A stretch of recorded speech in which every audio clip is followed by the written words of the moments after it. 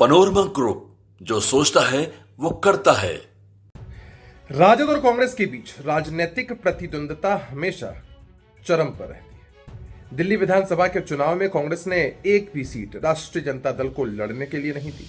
इसका बदला हमेशा से राजद ने कांग्रेस से बिहार में लिया है।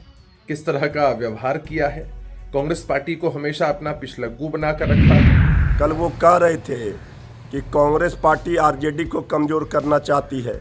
कांग्रेस आरजेडी की चिंता छोड़िए, पहले ये बताएं कि दिल्ली में जेडीयू को और एलजेपी-आर को बीजेपी का वोट क्यों नहीं ट्रांसफर हुआ। कल दिल्ली में प्रचंड बहुमत मिली भारतीय जनता पार्टी को और उससे पार्टी गदगद है।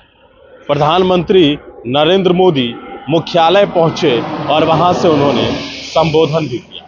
संबोधन के दौरान उन्होंने कांग्रेस और राष्ट्रीय जनता दल पर भी कटाक्ष करते हुए नजर आए। कांग्रेस जातिवादी जहर बो रही है और लंबे समय से घटक दल है आरजेडी और उसको भी खत्म करने की कोशिश करेगी कांग्रेस।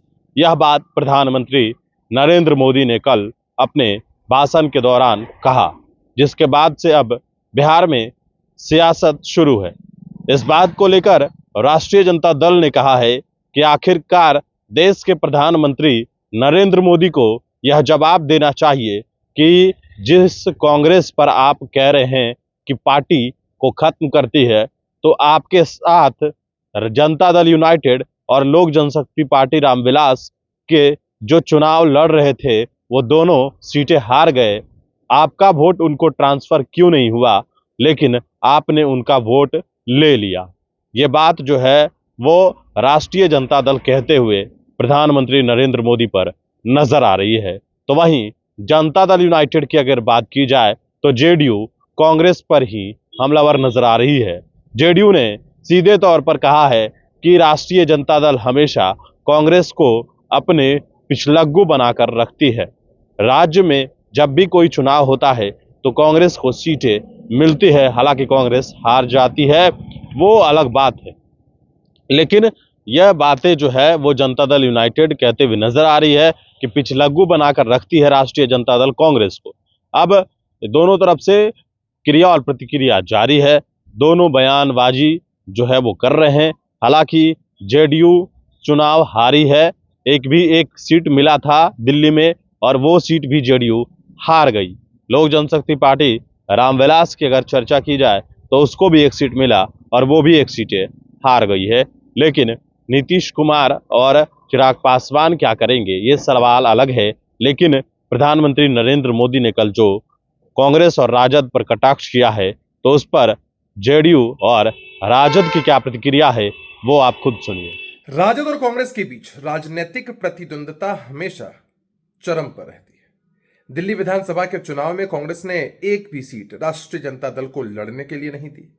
इसका बदला हमेशा से राजद ने कांग्रेस से बिहार में लिया है। किस तरह का व्यवहार किया है, कांग्रेस पार्टी को हमेशा अपना पिछलग्गू बनाकर रखा है। लालू जी, तेजस्वी जी के बयान सबको याद है। उपचुनाव में भी लड़ने को सीटें नहीं दी जाती हैं और इस बार विधानसभा के चुनाव में तो हश्र और भी बुरा होना है। आपसी प्रतिद्वंदिता दिखेगी, एक दूसरे को हराने में ये सभी लोग लगे रहेंगे। इसका सीधा फायदा जिस तरह दिल्ली में भारतीय जनता पार्टी को और एनडीए को हुआ है, ठीक उसी तरह से बिहार में भी इसका लाभ एनडीए को मिलेगा। ये लोग आपस में ही लड़ते रहेंगे और जनता का पूर्ण बहुमत एनडीए के साथ जाएगा। ये दिल्ली में मिली जीत के बाद आदरणीय प्रधानमंत्री जी का अहंकार 7वें आसमान पर है।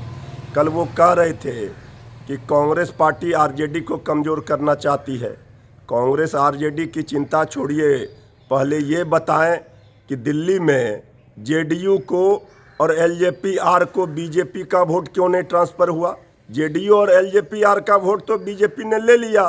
तो क्षेत्रीय दलों को समाप्त करने की मंशा आदरणीय प्रधानमंत्री जी आपकी है, आपकी पार्टी बीजेपी की है।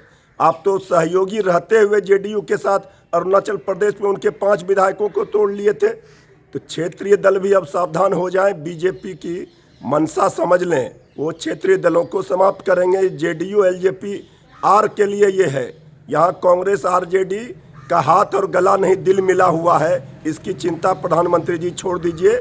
लोकतंत्र में जनता मालिक है, जिसे अर्श पर पहुंचाती है उसे फर्श पर भी पहुंचा देती है। यही लोकतंत्र की खूबसूरती है।